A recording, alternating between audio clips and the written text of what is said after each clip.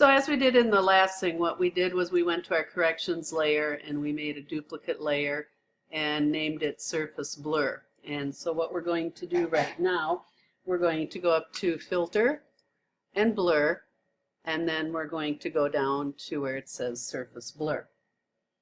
And we're going to leave the radius box at 5, but we're going to move the threshold to 10. And then we're going to click OK. And you can kind of see, that you can see that there's a little bit of blur that's been brought onto this photo. So what we're going to be doing here, it's made the model look a little glassy, but we're going to remove this effect by moving the opacity slider and changing the opacity to 40% in the layers panel. And now she looks a little bit more realistic, but we can target the surface blur more precisely using the eraser tool. And so what we're going to do is we're going to select the eraser tool and we're going to make it 50 pixels. And we're going to, you can select, let's just do between about 30 right now. We'll have a hardness of 10. And we're going to select the opacity, set the opacity to 90% up here in the options panel. And then what we're going to do is we're going to brush over her eyebrows,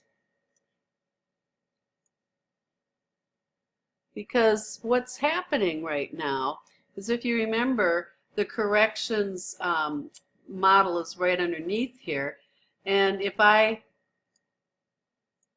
show you this, you can see how I'm actually doing a little bit of erasing there. And so what's happening is the more detailed, crisp look is actually being erased so that we get more sharpness in the areas that we don't want the surface blur.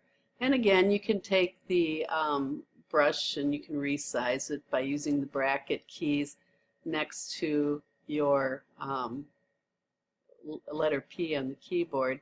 But again, this just gives us overall sharpness in the areas that we don't want so much surface blur, and we want the really crisp edges. And so you could increase the size of your brush as well and get into the dress and get some of the more detail going there. And so basically this is some of the techniques that they use to just bring more refinement to fixing or editing your photo. So now the last part of this unit, go ahead and save this and just go ahead and save it as Model 1, I guess, and you can put this in your electronic portfolio along with your mission files as well.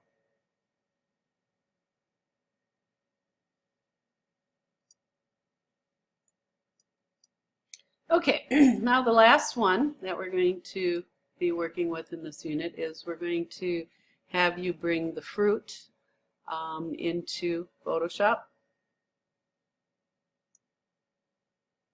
And what's nice here is we're going to actually paint with light, and we're going to be using Camera Raw as a filter. And so again, what we're going to first do then is we're going to select Filter, and we're going to convert this file to a smart filter. And it just says to enable re-editable smart filters, a selected layer will be converted. So we're going to hit OK. And now you can see that you got the little box down here at the lower right of your layer. And so we're going to go ahead and did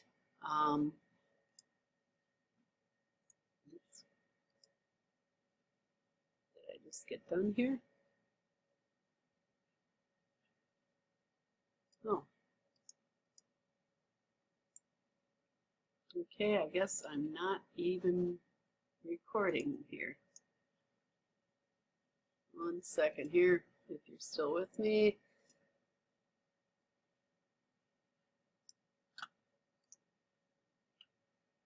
Go back to screencast. And something's happened here, and I don't know if I'm still recording or not.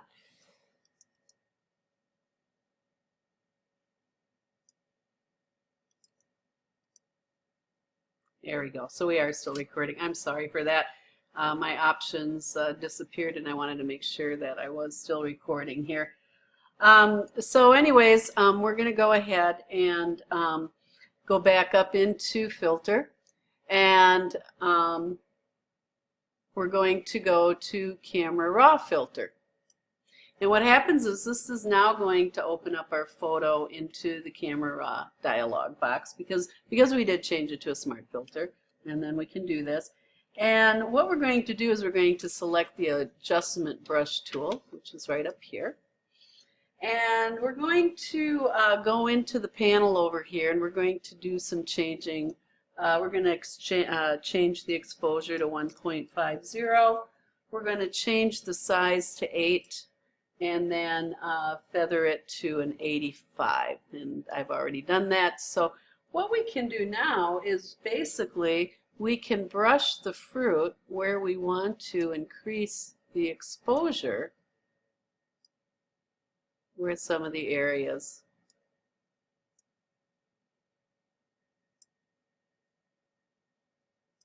had become a little bit dark.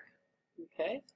And now what we can do then is take our exposure back down to a more realistic setting so it doesn't look, you know, totally unrealistic. And we go ahead and click OK.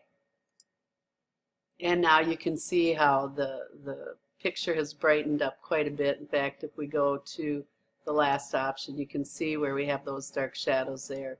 And we've just brightened them up, but makes it look very realistic. So very good technique to use if you have maybe parts of faces and other things in your photographs where you need to do a little exposure changing. So that wraps it up for this particular unit, lesson 12, and we will go on to the next unit.